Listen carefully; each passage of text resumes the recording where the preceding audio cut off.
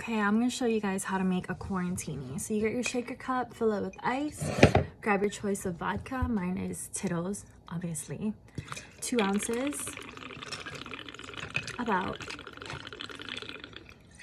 Then you get your vermouth, add a splash inside or however much you want, this kind, whatever.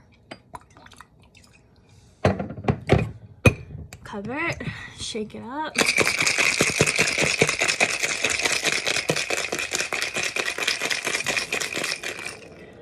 Get yourself a fine martini glass. Pour it inside.